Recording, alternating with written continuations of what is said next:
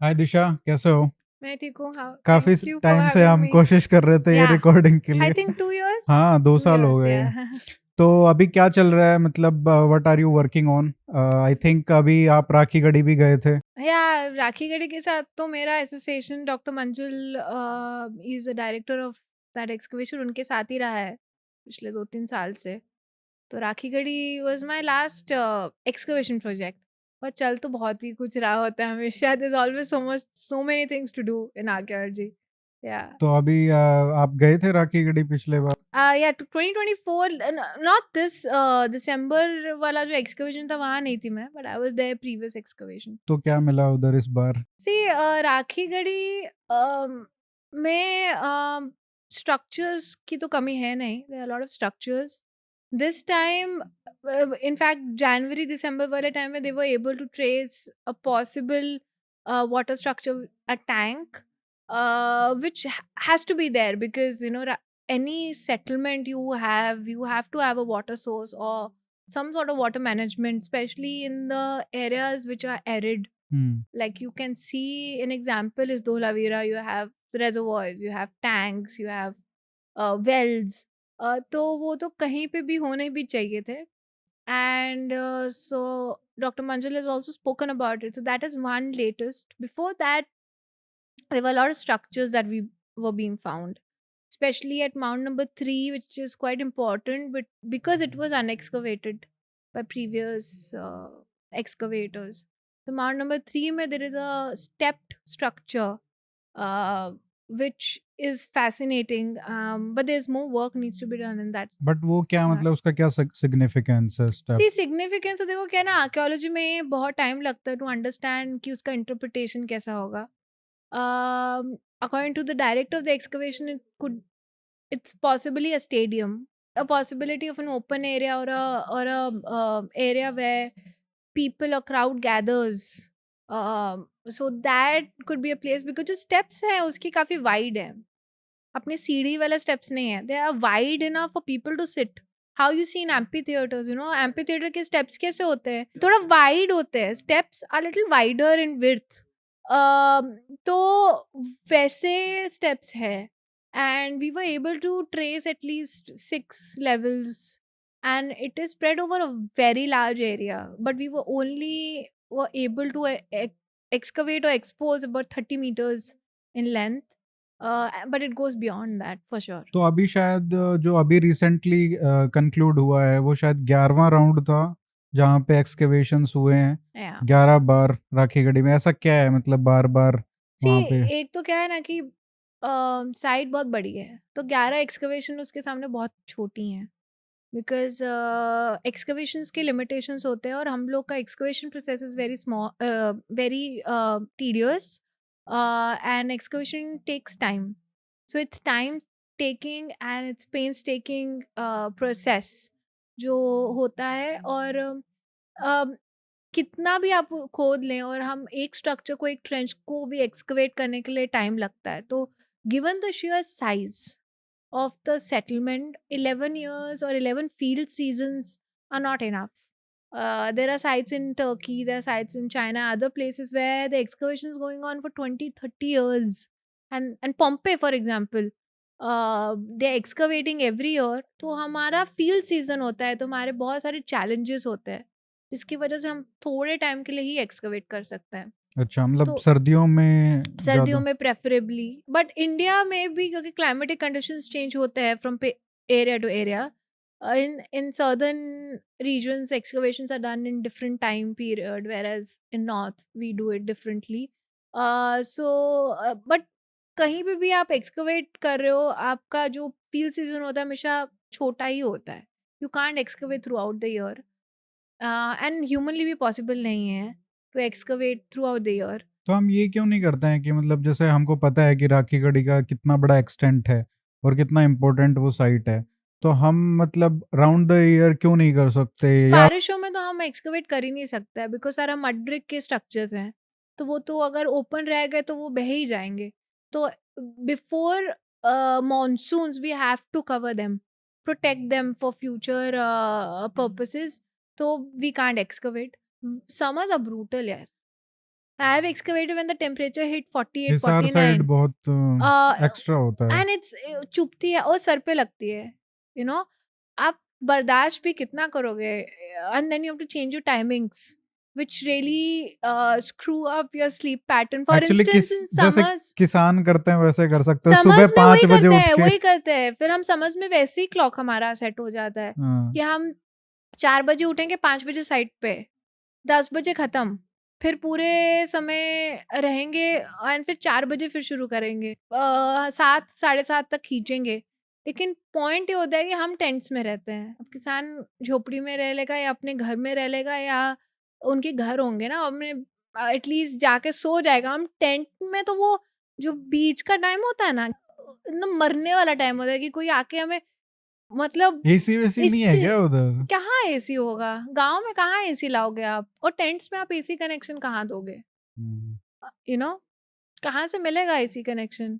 Tent के अंदर तो वैसे भी पॉसिबल नहीं है, क्योंकि छोटा गाँव है। ऐसा भी नहीं कि हमें कोई स्कूल या कोई मिल जाए। जैसे कई जगह पे हम लोग स्कूल्स ले लेते हैं, या मंदिर के जो कमरे होते हैं ना, वो ले लेते हैं। वहाँ आप तब भी you can, at least brick structure है। हाँ, तो थोड़ा-सा पंखा-वंखा तो चलेगा। अब लेकिन समर्स में एक चीज़ और होती है गाँव में, वहाँ पे बिजली काट देते हैं।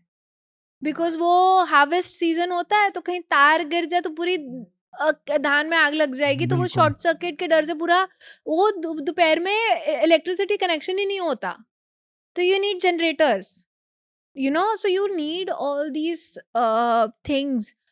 The reason why we were able to excavate last 2 years for a longer period of time is because we we got generators, new generators, and we also got ये अपना कूलर्स बड़े वाले। हम्म, एटलीस्ट 2-3 घंटा सो तो जाए, बिकॉज सुबह 4 बजे उठ के आप एक्सकवेशन पे जा रहे हो, फिर आप शाम तक कर रहे हो, आपका दिन बढ़ गया।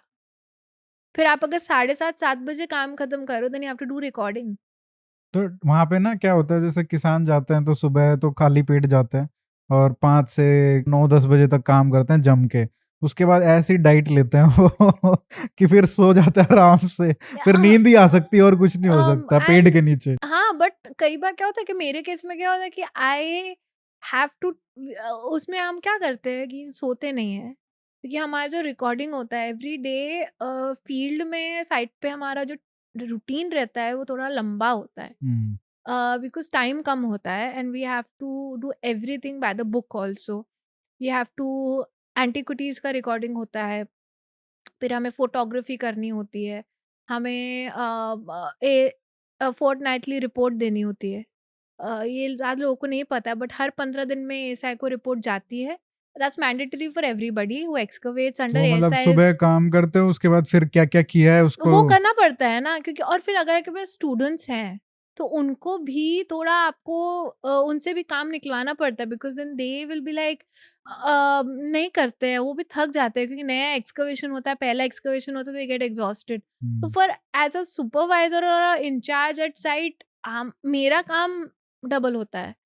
तो वो सब करते-करते पूरी रात हो जाती है। By the end of the day, by 8-9 o'clock I'm exhausted. फिर तो एसी की जरूरत नहीं पड़ती होगी, वैसे ही इतनी नहीं, थकान हो फिर जाती है कि मच्छर होते हैं, मच्छर जान खा देंगे, सोने नहीं देंगे। मच्छर भी तब तक वो रहेंगे जब तक वो धान पूरा हाँ, साफ नहीं क्योंकि हो वो सब जाएगा। वो टाइम पीरियड बहुत गंदा होता है। एक तो मच्छर होते हैं, और पूरी हवा में वो उड़ता है, हम्म, और पराली सैंडस्टॉर्म के का जो साथ। होता है, बिल्कुल हाँ, वो बिल्कुल। उड़ता है, तो वो बहुत वियर्ड टाइम होता है। और राजस्थान साइड और जहाँ पे रेगिस्तान साइड है, वहाँ मार्च अप्रैल काम करना, सैंडस्टॉर्म होता है। अब छिल जाता है आपका चेहरा। तब समझ आता है कि वो घूंघट क्यों लेते हैं। कवर क्यों करते हैं पूरा मुंह वहां पे। बट एक्चुअली में वहाँ पे डाइट का भी वही पैटर्न है ना, कि हम्म, जैसे गुड़ वगैरह खाते हैं, चूरमा भी उसकी वजह से, हाँ हाँ। तो वो भी एक तरीके से, और बाजरे की रोटी, और वो सर्दियों में हम्म, चलता है। तो एक्चुअली में वो एनवायरनमेंट ही ऐसा है कि वहाँ पे वो आपको डाइट चाहिए ही चाहिए, हाँ।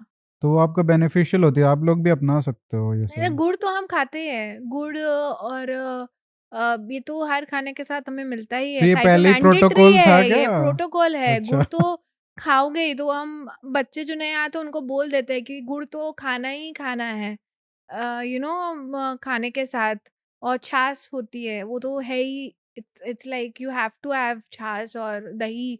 और खाने का प्रॉब्लम होता है बिकॉज आजकल के जो कुक भी हैं, जो हमारे साथ चलते हैं, जो कैंप में होते हैं, they are not use to the गाँव का खाना कैसा होता है। अनलेस हम गाँव से कोई रखे जो हमारा खाना वुडंट दैट बनाए। बी बेटर, मतलब अगर हाँ, वो रखते हैं कई अच्छा। जगह पे, तो वो खाना बहुत अच्छा होता है। हम्म।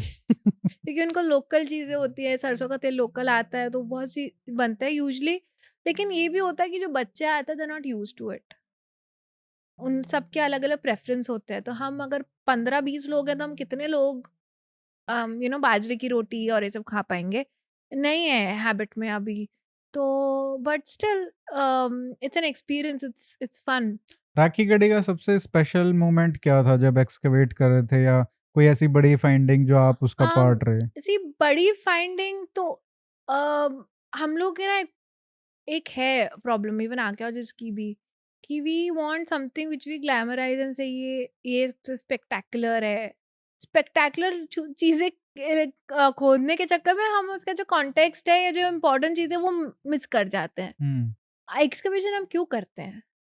हम एक्सकवेशन एंटिक्विटीज लेने के लिए तो नहीं करते हैं, ठीक है? हम एक्सकवेशन करते हैं जैसे कि हमें कुछ अंदाज़ा हो कि वो कैसे रहते थे, उनका कल्चर कैसा था, उनका रहन-सहन तो पता ही लग जाता है। उसके अलावा हमारे खुद के रिसर्च ऑब्जेक्टिव्स होते हैं, जब हम लोग रिसर्च करने या एक्सकर्शन करने जाते हैं। हम्म। तो उनको फुलफ़िल करना हमारा प्राइमरी एम हो जाता है। अब उसमें हमें कुछ स्पेक्टेकुलर मिले व्हिच इज़ लक, मिल गया तो मिल गया, नहीं मिला तो जो भी हम खोदते हैं ना उसमें हमारी जान लग जाती है उसको एक्सकवेट करने की। Rakhi Garhi for me is important because it's it's one of the biggest site in Harappan context. It's like one of those things ना, जब आप आज पढ़ते हो कि 1920s में जब एक्सकवेशन होते थे, तो you are becoming part of history, कि या 50 साल बाद बच्चे पढ़ेंगे या कि हाँ, this person was here. Exactly, and also that you read Harappan civilisation में क्या क्या मिला, हड़प्पा की खुदाई में, मोहनजोदड़ो की खुदाई में क्या क्या मिला। राखी गढ़ी के बारे में भी हमने पढ़ा ही। Amarendranath sir has excavated Rakhi Garhi, he is even taught us at institute. He's so Rakhi Gadi is one of those sites which somebody who's working in this time period would want to work. For hmm. me, it's a matter of pride that I was able to be there at site and I was able to excavate the site. And also because it was that one site where Dr. Manchal gave me full freedom to do work because he was joined DG back then, now he's ADG. Administrative job इतना responsibility होता है that आप 24 घंटे site पे नहीं रह सकते, आपको हफ्ते में 1-2 बार ही जाओगे। Hmm. In that regard I got complete freedom. ऐसा लेकिन ऐसा भी नहीं होता है कि फ्रीडम है तो मैं उनको कुछ we have that because I been working with him for 12 years now, so we have that communication thing where if I think कि ये ऐसा है, तो क्या करना चाहिए। Mine and his thing is not कि वो जो बोलेंगे वही करूंगी, उसके अलावा नहीं। आज is more connection is more which deals with all of evaluation, hmm. कि ये मैं सोच रही हूँ सर अगर हम ऐसा करेंगे, and sir I don't think is ever said no. So I was given a lot of freedom in field,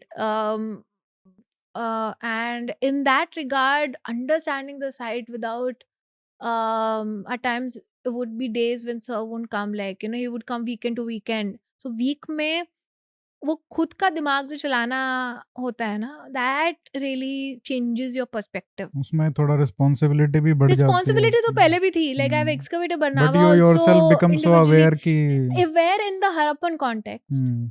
कि टेकिंग माइन्यूट डिसीजंस लाइक यहाँ पे गेती नहीं लगेगी, we'll use trowels because I can see brick, and now you don't have your sir और your ma'am to tell you हाँ Disha you're right, you are taking decisions. So when by Saturday or Friday he would be there, and so then there is more to talk about, more to say about. I found I was happy that I'm on the right path, that I'm able to identify features I was आइडेंट वो take freedom भी तभी मिलती है जब उनको हाँ भी लगता है कि हाँ ठीक है, हाँ मतलब मतलब शी ऑफ हैज कोर्स वो तो द होगा ही कि मैंने he must have put a lot of trust in me and इतने साल हो गए काम करते हुए लाइक तो थोड़ा तो वो तो होता ही है that he was able to give me freedom because he trust me that's given but to keep up that trust also is a job no बिल्कुल, बिल्कुल, तो वही तो उन्होंने वही रिस्पॉन्सिबिलिटी वाली बात। रिस्पॉन्सिबिलिटी की उन्होंने बोला है काम करना है तो काम पूरा दिल से करना है लेकिन ऐसा भी नहीं होता है कि सर ने बोल दिया ये है तो यही है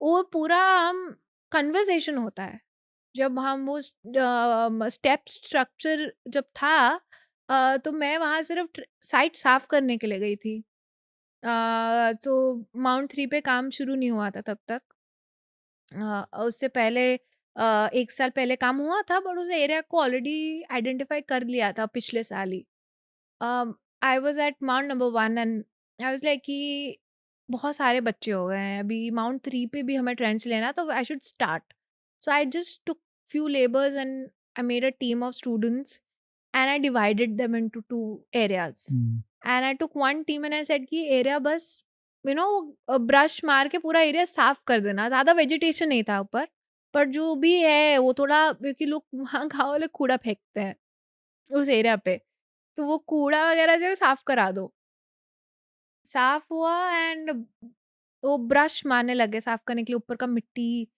ऊपर ही I got a running brick कम से कम 10 मीटर अच्छा। I could see it because I am trained in identifying mud bricks is I've always worked with mud bricks so I was like color has changed ऊपर का मिट्टी हट गया ना तो कलर चेंज हो गया and I could see brick I like wait a minute and it's running क्या होता है कि स्ट्रक्चर्स क्या होता है स्क्वायर बनता है रेक्टेंगुलर बनेगा तो कहीं ना कहीं एंगल आएगा ये एंगल ही नहीं आ रहा है मैंने कहा पीछे तक ब्रश मारो हुँ, उसी डायरेक्शन को फॉलो करते करते करते 20 मीटर तक वो जा रहा है लाइन एटलीस्ट 2 ट्रेंचेस कवर कर लिया उस एक 2 ब्रिक्स के पूरे उसने अब ये वॉल बोलूँ क्या बोलूँ I couldn't understand I click picture and shared it with sir is like या सो यहीं पे ट्रेंच ले लेते हैं हमारा उस समय आइडिया था कि हमें फोर्टिफिकेशन ढूंढना था फोर्टिफिकेशन नहीं हमें ये ढूंढना था जैसे कि सेटलमेंट पैटर्न क्या है स्ट्रक्चरल भी वेरिएशंस कैसे दिख रहे हैं माउंट 1 पे we were able to find a complex at least with streets and everything mound 3 का क्या है हुँ, situation and we wanted to see कि जैसे धोलावीरा का सेटलमेंट पैटर्न है where you have a bailey citadel is enclosed then you have floor town middle town is also enclosed and then there is a major fortification. Mohenjo-daro mein is a different pattern of settlement. Harappa has its own. So you can see the diversity in the pattern, although they are following same brick size.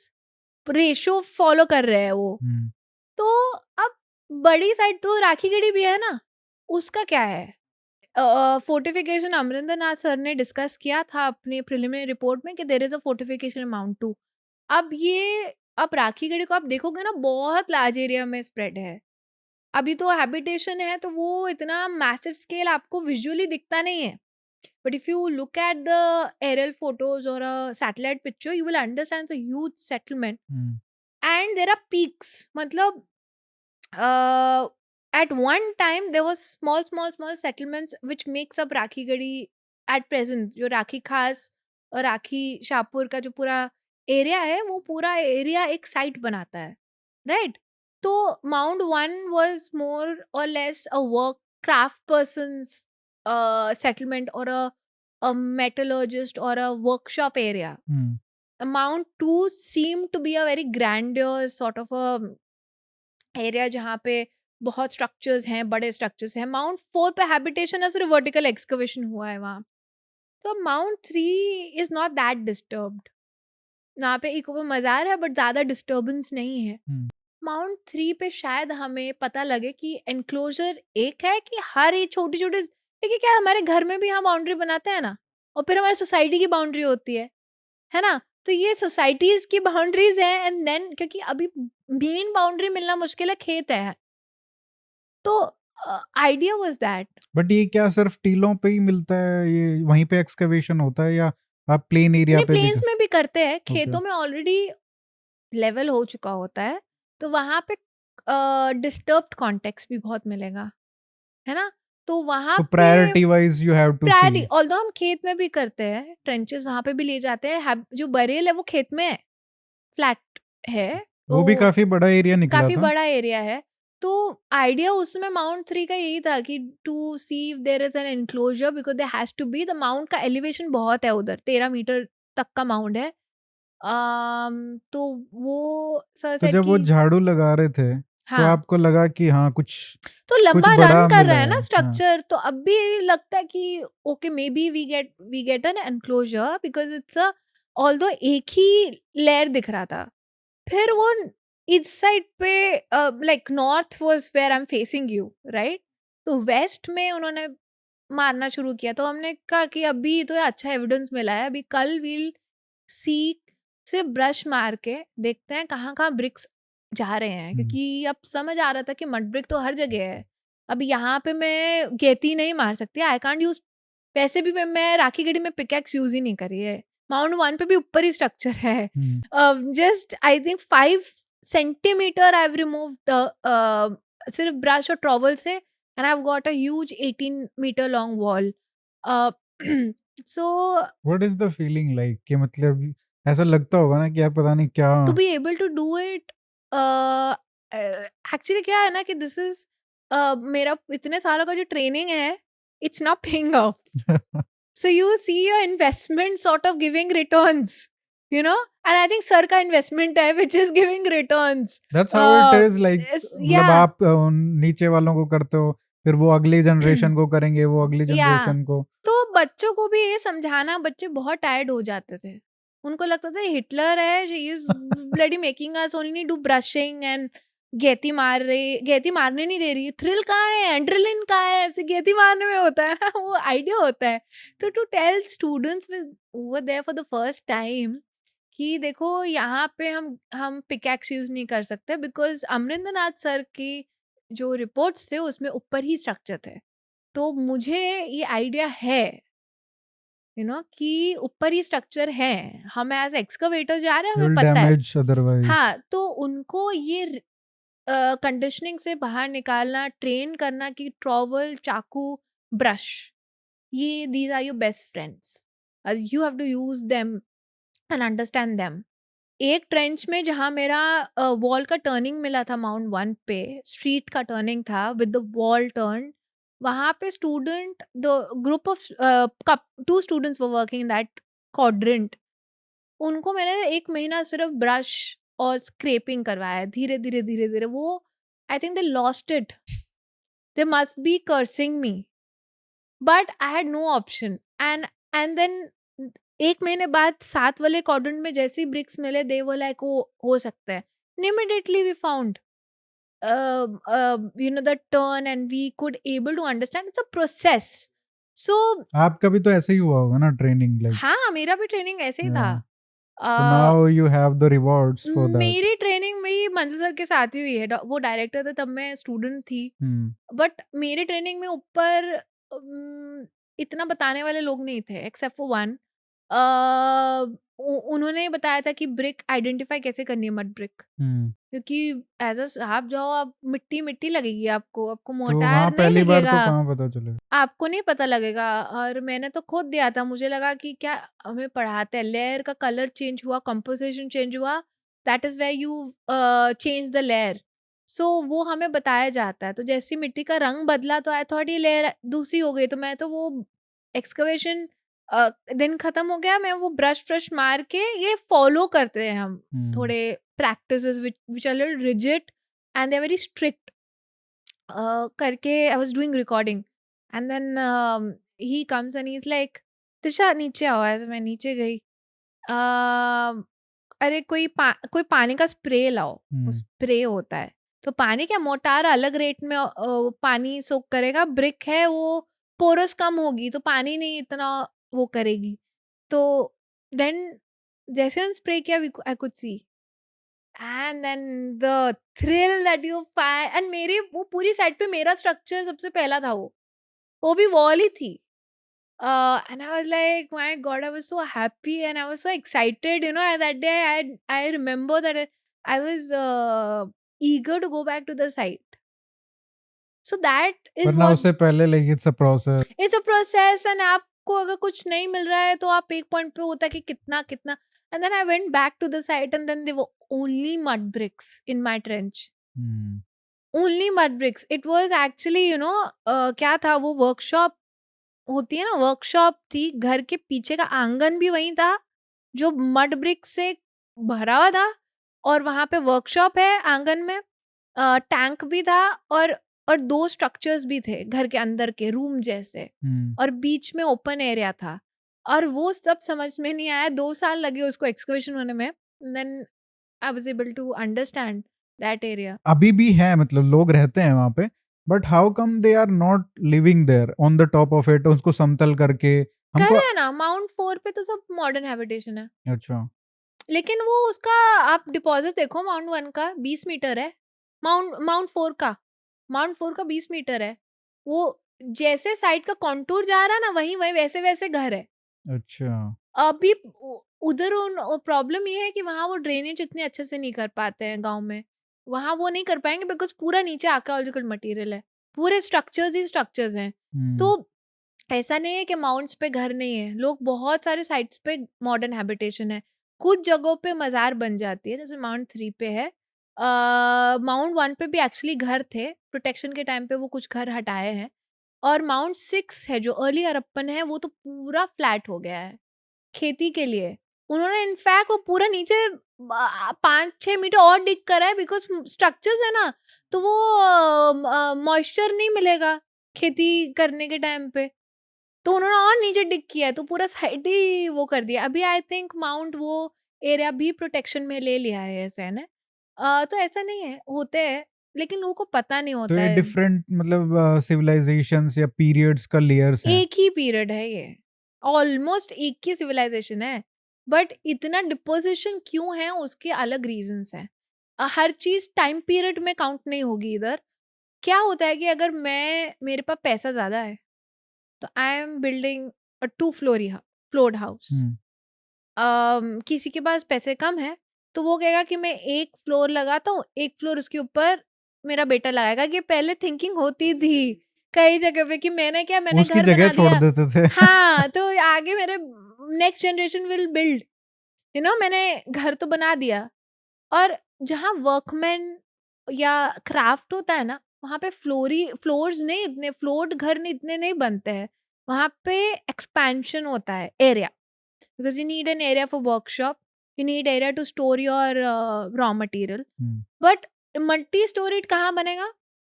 जहाँ पे लोग के पास पैसे है, who are more affluent, who are more rich, right? So they will make multi-storied houses, which is why the depositional rate becomes double.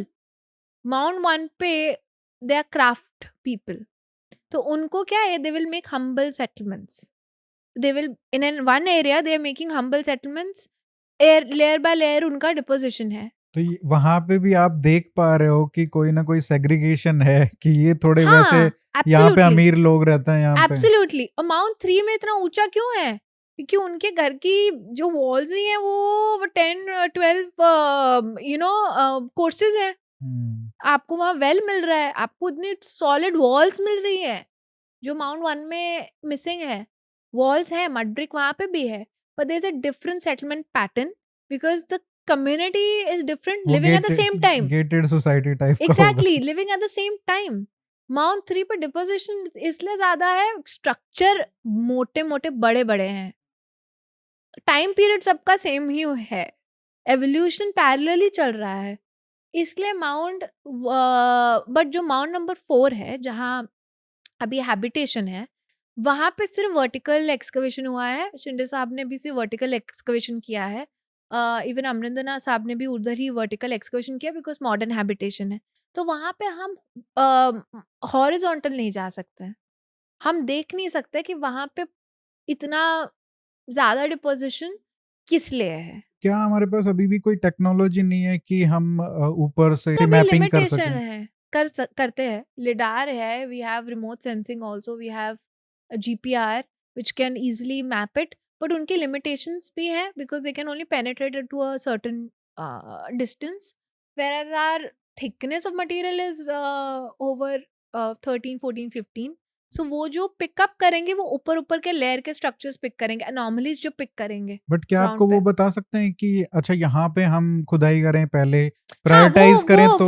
वो है। So they are indicators. I always say our technology we can help them to shorten or exactly. a time period to tell us ki ye this is a potential area, this we can do it maybe later. So let's just focus on the potential area, here we can find more evidence and this will be the best option. So हम लोग अपना research objectives फिर alter कर सकते हैं, so they are good indicators, you know. अच्छा, जो ये हड़प्पा की वेब साइट्स हैं, जैसे मतलब आप कितना बड़ा एक्सपेंस है इसका, महाराष्ट्र तक, नॉर्थ से लेके, तो क्या आपको हर जगह सिमिलर चीजें दिखती हैं उसी टाइम पीरियड की, अगर हम साइट्स की बात करें, या फिर आपको कुछ वेरिएशंस दिखते हैं, या बहुत वेरिएशंस हैं तो variations क्या हैं, हैं? बहुत within Harappan. I'm just talking Harappan, I'm not talking I am contemporary talking Harappan. About, first we will talk about only city centres, जो बड़े सिटी सेंटर्स हैं उनमें जो सिमिलरिटीज और डिफरेंस। 5 big 5 cities या की बात करते हैं, there are 5 big 5, you know.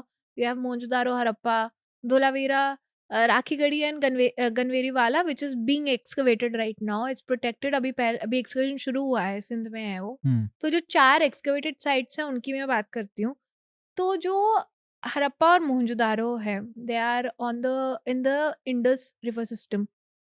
एक रावी पे है, एक प्रॉपर इंडस के ही किनारे पे है। ये दोनों साइट्स कितना अपार्ट है, एक पंजाब में एक सिंध में है, ट्रू। राइट। अब बिल्ड मटेरियल की बात करें, इन दोनों साइड का सेम है because they both are in a flood prone area.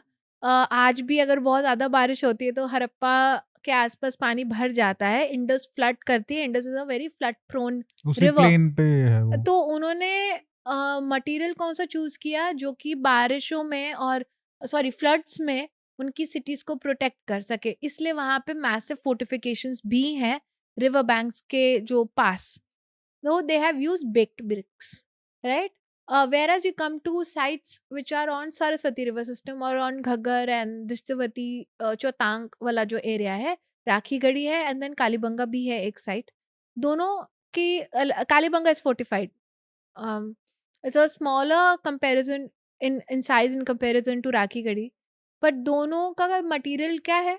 वो है mud brick. बिकॉज दोनों कौन से एरिया में है? एरिड एरिया में है, सेमी एरिड में है। और मतलब उस टाइम भी एरिड रीजन हो गया था क्या ये, हाँ जब इन्होंने बनाया होगा? हाँ, we have evidence now to say that Harappans knew how to combat aridity and temperatures. ऐसा नहीं था कि सरस्वती डिप्लीशन हरप्पन्स के बाद हुआ है, Harappans were well aware of the river system. They were the ones who mastered not just monsoonal cycle adaptation, but also otherwise they mastered rivers. They knew कहाँ कितने डिस्टेंस पे कहाँ पे साइड लगाना है, इतना तक उनको पता है। आज दिल्ली में अभी फ्लड प्लेन खाली करा रहे हैं यमुना का। हरप्पन्स न्यू बैक देन कि फ्लड प्लेन छोड़ के सेटलमेंट करनी है, ठीक है। They knew it back then also, not just Harappans, जो लेटर कल्चर भी आया है like PGW and all, they are all in flood prone area. Ganga Yamuna Doab का तो पूरा एरिया फ्लड प्रोन है। दे न्यू कितने डिस्टेंस पे बंड बनाना है, ये करना है, वो करना है, उनको पता है। Ancient society was well aware of it. So Harappans were also equally aware of these things. Now coming to Dholavira which is in Kutch, Kutch is also again arid, right. High temperature, less water resources है नहीं, क्योंकि कच्छ का पानी है, खारा पानी है जो रन का, तो that is not usable. So what they're going to do, they're going to build a settlement with local stones जो locally available हैं, ठीक है। अब वो ना तो mud brick यूज कर रहे हैं ना baked brick यूज कर रहे हैं, कई कई जगह पे दोनों यूज हुए हैं but less number. Largely stones का पूरा सेटलमेंट है वहाँ पे। And then they built reservoirs using seasonal, जो 2 नाले चैनल्स हैं वहाँ पे, बारिशों के टाइम में वो पानी स्टोर करने के लिए है। तो अपनी कंडीशंस को बहुत अच्छे से यूज कर रहे हो। एग्जैक्टली। अब बात, ये तो सिर्फ उनके सेटलमेंट्स का डिफरेंसेस है। Now coming to the culture material में क्या डिफरेंसेस हैं। मोहनजोदारो हरप्पा कहाँ है? They are on the Indus. अब ट्रेड जो है, Indus is a very important area उस समय ट्रेड के लिए. It became an epicentre because east से भी मटेरियल आ रहा है. ईस्ट गंगा प्लेन से भी मटेरियल वाया राखीगढ़ी ऐसी साइड्स होते हुए भी इंडस पहुंच रहा है. इंडस का वहां से भी मटेरियल इधर आ रहा है, और कई बार तो इंडस की जो सेंटर्स हैं वहां से बाहर जा भी रहा है मटेरियल. तो इंडस के जो साइट्स हैं वो इसीलिए इतने you find in culture material a lot of sort of amalgamation, so a lot of input, a lot of regional variations within one site. You find Indus material as well, like क्योंकि Codigan हो सकता है कि pottery. उधर के भी लोग आ रहे हैं, वो अपना नॉलेज लेके आ रहे हैं, उधर हाँ, बना रहे लाइक हैं. कल्चर मटेरियल भी होगा, अपना इंटेंजिबल भी एक्सचेंज होगा, नॉलेज सिस्टम भी एक्सचेंज होगा, मैरिटल अलायंस भी हो रहे होंगे. इट्स नॉट दैट कि मैरिटल अलायंसेस नहीं हो रहे हैं या ऐसा कुछ नहीं है, आई एम वेरी श्योर हो रहे इट्स लाइक होंगे. मेट्रोस, बड़े हाँ, यहाँ पे सब लोग आके मिल रहे हैं. हाँ, तो वो है राइट. एंड इसीलिए ये साइट्स जो है मोहनजोदारो और हड़प्पा ऊपर है नॉर्थ में, बिकॉज जो नॉर्थ पंजाब और उसके ऊपर जो हिमालयन रीजन में जो उनके साइट्स हैं और जो रिसोर्सेज वहां से आने हैं उनको मॉनिटर कर पाए. एक सेंटर चाहिए ना आपको, हम बिल्कुल. आज भी सेंटर्स बनाते हैं ना, हमारे पास हमारे देश में भी है. Delhi is just one political centre, but then you have offices everywhere, right. So that you need centre somewhere. Whereas Mohenjodaro नीचे की तरफ सिंध में इसलिए बिकॉज यू हैव पोर्ट्स. थोड़ा और नीचे जाएंगे तो आपको पोर्ट्स आ जाएंगे, आपका रिवर चैनल है. आप सिंध है तो आप सरस्वती रिवर सिस्टम से भी आपका कनेक्शन है, और वही ट्रांसपोर्ट का एक बहुत बड़ा ट्रांसपोर्ट माध्यम का होता है. था. तो आप इसलिए वहां पे मटेरियल क्या है, कल्चर मटेरियल बहुत सारा वेरिएशंस दिखता है हमें. वेरएज हम राखीगढ़ी में भी जाएंगे या बिंजौर, वहां पे भी हमें यही चीज मिलती है. बड़ी सिटीज में हमेशा हमें रीजनल इम्प्रिंट्स मिलते हैं और जो यूनिफॉर्मिटी है वो भी बहुत मिलती है. धोलावीरा में अगेन ना, कच्छ और Gujarat is very regional. Harappan cultures are very regional. They have their own pottery style, distinctive pottery style. whereas they are also finding Indus material, Hmm. and they are also finding material which is coming from the Saraswati river system as well. So बड़ी cities की बात करें तो cities जो आज भी हमारे देश में जो सिटीज का रोल है वो उस समय तब वही था And you will see regional regionally. variation. And then हम if you go beyond cities, हाँ, मतलब उसी पीरियड में मान लीजिए एक राखीगढ़ी है या उसके पास कोई रूरल एरिया राखीगढ़ी सेटलमेंट के है. पास there are over 20 sites which been recorded so far. आसपास बहुत सारे ऐसे जो कि they are either agrarian in nature, they are producers और प्रोवाइडर्स. बिकॉज सिटी में भी तो अनाज देने के लिए कोई तो हो ना जो उगा रहा है. और ये तो मतलब बिलीव करने वाली बात ही नहीं कि सारे शहर में रह रहे हैं, गांव में भी रह ही रहे होंगे लोग आज हमेशा भी रह के. रहे हैं. बिल्कुल. From where are we getting our vegetables and where we getting our produce. नहीं, उसी पीरियड का अगर हम देखें गांव शहर, उसमें कितना डिफरेंस लगता है? आज जितना ही है या आज इतना ही है, काफी अंतर काफी है? डिफरेंस है. लेकिन वहाँ के गांव में भी there is drainage. That was like some one thing that they prized. या because they knew also, they understood basic needs of people. Like Dr. Manjul excavated one site which is Binjore, which was again a worksman village, whereas Kalibanga is a big site in that region. 150 kilometre ही है दूर, और वहाँ पे जो है वो अलग system है थोड़ा बहुत. वहाँ पे आपको बड़े स्ट्रक्चर्स हैं अगेन, वेरएज यहाँ पे छोटे स्ट्रक्चर्स हैं, लेकिन wealth in terms of archaeological wealth ज्यादा मिला है. बिकॉज एक 120 मीटर बाय 120 मीटर की साइट है. वहाँ पे कम से कम 200 से ऊपर आपको सिर्फ फर्नेसेस और हर्थ मिल रहे हैं, क्योंकि यहाँ पे कॉपर मेटलर्जी का काम हो रहा है वहाँ पे. तो आपको ऐसे प्रोड्यूसर्स, ऐसी सेटलमेंट्स तो होंगी ही जो आपका एक सिटी को सस्टेन करने के लिए ज़रूरी हैं. तो ये कोई it's just the way things are. अच्छा, ये जब आर्कियोलॉजी की बात आती है और इन साइट्स की हम बात करते हैं कि यहाँ पे इतनी बड़ी साइट्स हैं, तो सरस्वती के जो रिवर बेसिन है वो जो है वहाँ पे हमको मिलते हैं, जैसे राखीगढ़ी बहुत बड़ी साइट है. या पंजाब के बारे में क्यों नहीं सुनते कि पंजाब में भी है सबसे. एक्चुअली पता है क्या है, बहुत इंटरेस्टिंग स्टोरी है. जब पार्टीशन हुआ था तो major 2 sites which were excavated, big sites, उसके दोनों अलावा भी पाकिस्तान में रह उसके गए। अलावा भी साइट्स है लाइक नाल है, अमरी है, कोटिजी, ये सारे मार्शल के टाइम के एक्सप्लोर्ड साइट्स हैं। अब मार्शल और ये लोग जब एक्सप्लोर कर रहे थे वो रीजन पे उनको मटेरियल मिल रहा था, तो वो रीजन ज्यादा रिगरसली एक्सप्लोर्ड था। हम्म। उसके अलावा इंडिया में जब साइट्स दो थे, एक तो दो पंजाब वो पाकिस्तान चले गए मेजर साइट्स। इंडिया में उस समय सिर्फ दो साइट्स जानी जाती थी Harappan sites. One is Rangpur which is in Gujarat, the other one is अपना पंजाब में रोपड़। हम्म। तो एक रोपड़, बारा और कोटला निहंग खान, ये तीन साइट्स हैं आसपास हैं जो कि आर एक्सकवेटेड साइट्स, और they are very important sites because they are the centers from where the resources are coming from Himalayan region. Minerals are coming from the mines and then they're going all the way to Harappa, and Harappa से perhaps Indus होते होते they must be going out of India. तो उस time का और कहीं ना कहीं लुधियाना चंडीगढ़ टाइप सिटी रहा हाँ, होगा। तो सी ऊपर का मटेरियल नीचे आने में कहीं ना कहीं तो आपको मैट्रिक्स बनाना है ना, पूरा वेब बनाना है। तो Punjab played a very important role. Why we don't talk about it is because Punjab's archaeology is still in 1950s. It's not gone beyond. I've written about it also. I wanted to stress on Harappan site, especially because it's an area where I work. That after 1950s, वहाँ पे इतना कोई major काम हुआ ही नहीं है proto historic. वही तो मतलब हम देखते हैं कि हरियाणा में इतना हो रहा है, राजस्थान में हो रहा हरियाणा है, में बट हो रहा है बिकॉज हरियाणा में भी काफी टाइम तक नहीं था, but then you have Bisht sir excavated Banawali and then Haryana state archaeology has good sites. Kunal पे काम हुआ है। पंजाब में ऐसा नहीं है कि साइट्स की कमी है। तभी बुद्धिस्ट तो साइट्स मतलब वहां कितनी पे है। तो एएसआई वगैरह भी काम कर सकते हैं काफी, अगर अब स्टेट का नहीं कर रहा है बट साइट तो स्टेट होंगी भी ना। कर सकता है। Haryana state archaeology is doing no. Gujarat में Rawat sir was there, so he also did Vadnagar and all of that. ऐसा नहीं है कि नहीं कर सकते। आपको पता है चंडीगढ़ के आसपास कितने हड़प्पन साइट्स थे?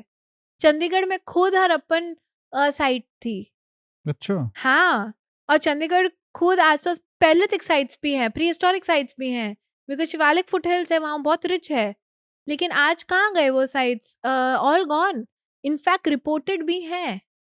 चंडीगढ़ के पास भी इवन फॉसिल साइट्स कितने हैं चंडीगढ़ के आसपास? कुछ भी नहीं हो रहा है क्या वहां पे काम उस? बिकॉज वो बहुत इंपॉर्टेंट एरिया है। हम बात करते हैं ना origin of man and how the evolution happened, that area, ये पूरा जो अपना चंडीगढ़ के आसपास पूरा शिवालिक फुटहिल और वो एरिया बहुत बहुत रिच है। तो वहां पे हड़प्पन साइट्स भी थे। अगर हम सिर्फ हड़प्पन की बात करें तो पंजाब में बुद्धिस्ट साइट्स कितने हैं? रोपड़, अपना ये संघोल कितनी इंपॉर्टेंट साइट है पंजाब में जो एक्सकवेटेड थी। बस उसके बाद रिपोर्ट बाहर के लोगों ने एक्सकवेट किया था, रिपोर्ट दे दिया अभी आगे। तो Punjab really needs to up the game as of now. I hope कि they do because it's very important potential area for archaeological research. कहीं ना कहीं वो डार्क वो हो गया एकदम एरिया कि यहाँ पे कुछ हो ही नहीं रहा है, बिकॉज हमने बाकी क्या जगह कर रहे हैं। एक तो हमारी भी गलती है। सरस्वती वाला जो रीजन है जो सिंध की तरफ जा रही है, घग्गर आकरा वाला जो है, उसको हमने इतना इम्पोर्टेंस दे दिया है कि सरस्वती का ओरिजिन जो हो रहा है, वो जो पूरा अपर सरस्वती अपर रीजन जो है हम वो भूल ही गए हैं। वही ना, हम मिडिल सतलुज। और लोअर रीजन को ही बिल्कुल। कर रहे हैं। Sutlej is an important river. आपको लगता है आसपास साइट्स नहीं, लेकिन local researchers, PhD scholars have worked. They one of my colleagues, she also have explored entire Jammu region again, because there was again a gap, in research were done long back, and then she re-explored few settlements to map out where abhi ka state hai. So ऐसा नहीं है कि researchers are not working on these questions. Punjab is where we need to really work on. अच्छा, हमने मतलब राखी गढ़ी की, actually में सारी बात राखी गढ़ी के अराउंड ही हो जाती है, क्योंकि वो इतना एक टॉपिक में रहता है ना, न्यूज़ में भी रहता है। Yeah. बट उसके अलावा अगर हम बात करें इस एरिया से थोड़ा बाहर बात करें, तो कौन सा आपके लिए कौन सा साइट है जहाँ पे आपको सबसे ज़्यादा पोटेंशियल दिखता है, जिसके बारे में हम 10 साल 20 साल के बाद हम बहुत कुछ सुनने वाले हैं, ऐसा कुछ है? बहुत सारे रीजन्स हैं एक्चुअली। अगर मैं एक को लूँगी तो आई एम श्योर, अभी मैंने कहीं बोला था मेरे किसी इंटरव्यू के लिए, आई थिंक प्रिंट के लिए, कि कई स्टेट आर्कियोलॉजिस्ट काम नहीं कर रहे हैं, मतलब उस हिसाब से the way they like Tamil Nadu state archaeology is funding. So somebody from Bihar must have replied by saying that we are doing it. See, nobody needs a medal. The point is that potential कहाँ है. अगर मैं एक का नाम दूंगी दूसरा बुरा हो जाएगा, but I will still tell you, I feel that the Eastern India now needs to be highlighted, worked on, reworked on again. Because Southern India में काम हो रहा है. One may agree to disagree to certain evidence or dates that have come up, पर at least काम हो रहा है. साइट्स रिकॉर्ड हो रहे हैं, उनके पास मतलब रिसोर्सेज भी रिसोर्सेज हैं, दे तो रहे हैं. या थे नहीं, जॉब एम्प्लॉयमेंट दिया है, ऐसा नहीं है कि थे. They have reviving that areas archaeological research again.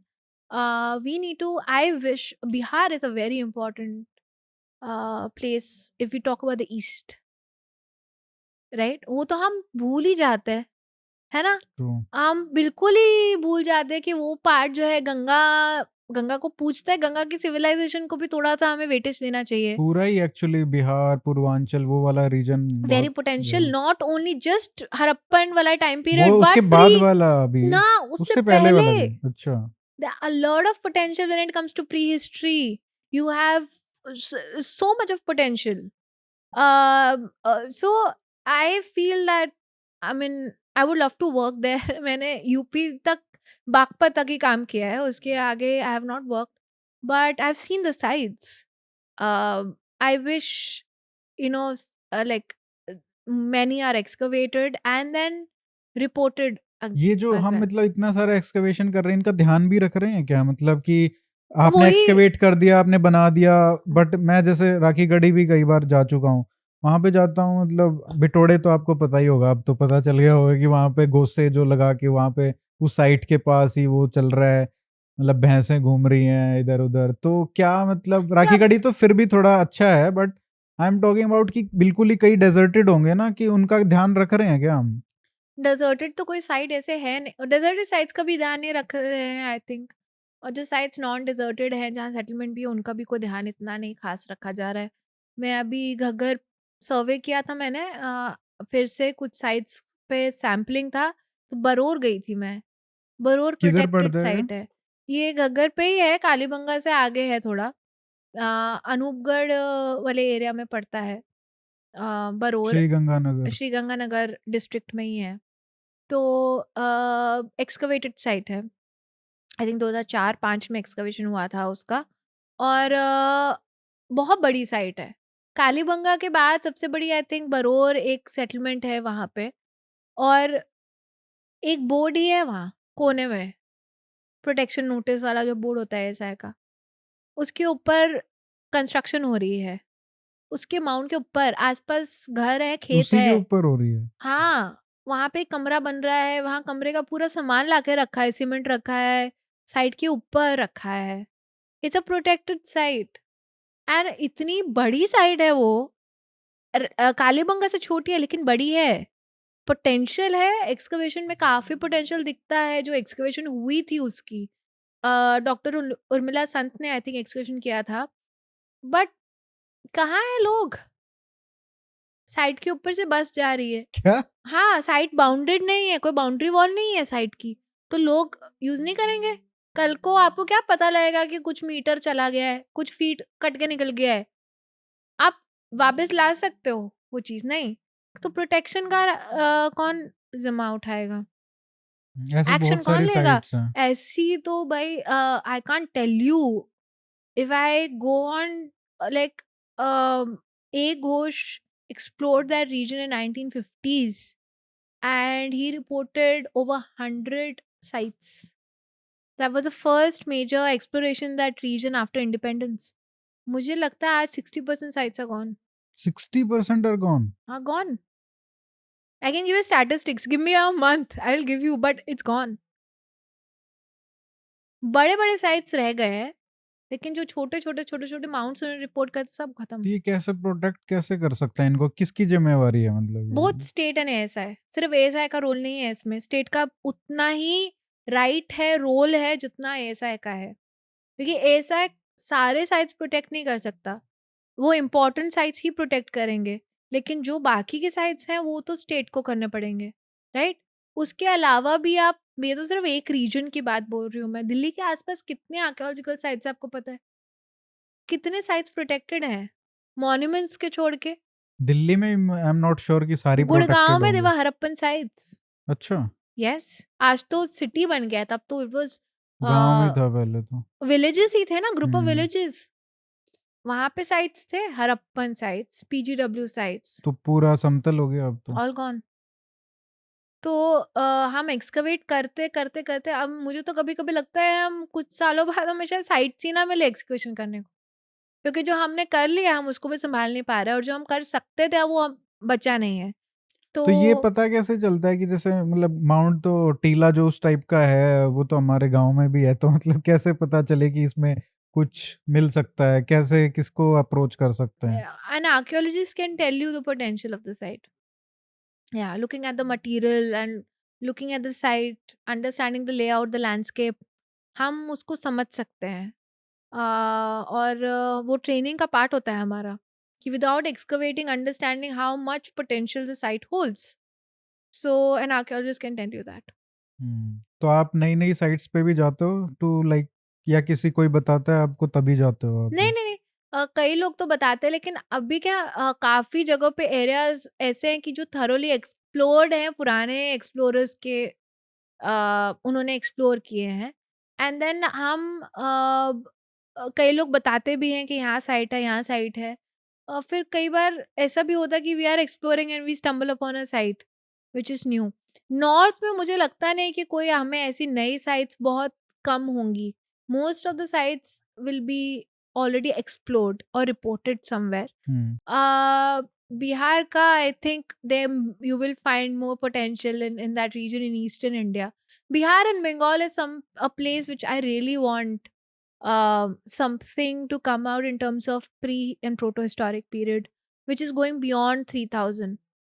Proper context में कुछ material culture अगर वहाँ पे है, ऐसा नहीं है पोटेंशियल नहीं है, बट कोई नए एक्सकवेशन जो वो कि, भी हमको मतलब कहीं न कहीं वो भी हिस्ट्री का रिडिफाइन कर सकते हैं, वो एरियाज़ जो हैं तो वहाँ वो पे बहुत जो। पोटेंशियल होगा। हम अगर अगर हम वेस्ट की बात करते हैं, अपना इंडस की बात करते हैं, ये तो उससे ज़्यादा, ये भी इक्वली एक्सट्रीम पॉइंट ही है ना ईस्टर्न इंडिया, तो ये भी उतना ही, क्योंकि ईस्ट से कनेक्ट हो रहा है वो, अगर वेस्ट से कनेक्ट हो रहा है, अगर वो सेंट्रल एशिया से और अदर एरिया से कनेक्ट हो रहा है, तो ये ईस्टर्न इंडिया भी तो कनेक्ट हो रहा है ना। True.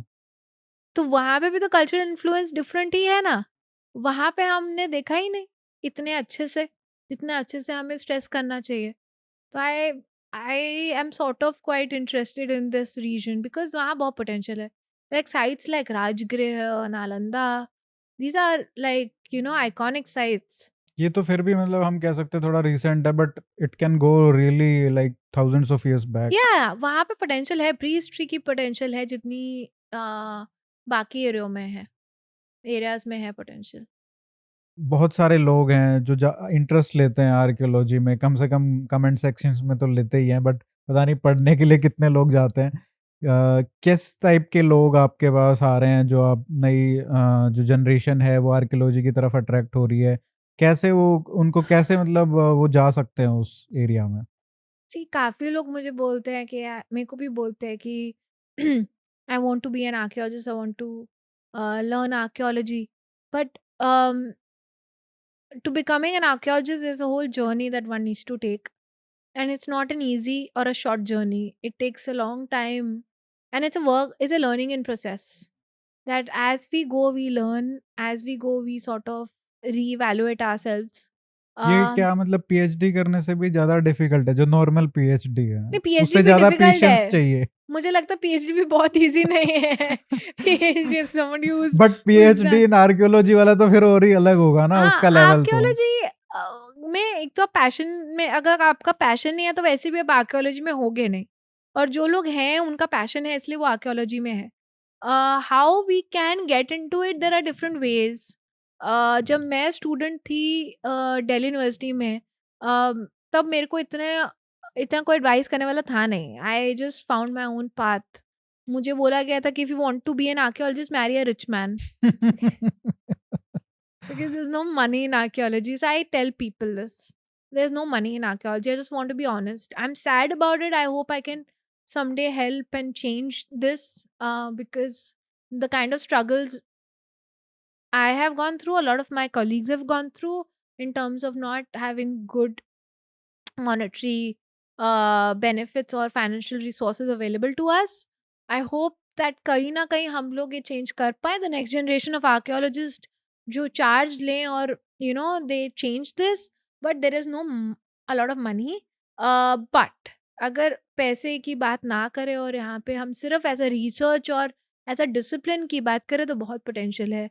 We need people who can work hard Hmm. and work in the field, and who are good in research and they have good research aptitude, and who can see. Then once you have decided that you want to do it, then the discipline will teach you the game.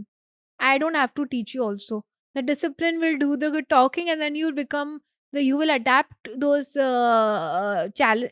conditions, and you will also get those characteristics of a typical archaeologist with time. So बात ये है कि हम बोलते तो है कि मेरे को आर्कियोलॉजी में आना है. बट वो आने के बहुत बाद काम, इंटरेस्ट फिर आने के बाद जो पता लगता है कि अरे यार ये तो काम वो नहीं है जो इंडियाना जोन्स में दिखाते हैं, then they will like कि they lose interest. So I just want to tell people that it's not what Indiana Jones is all about. And it's all about giving up your comfort for the sake of your love for archaeology. And many times, I also want to put it out there, the parents don't let the children take that risk. They don't.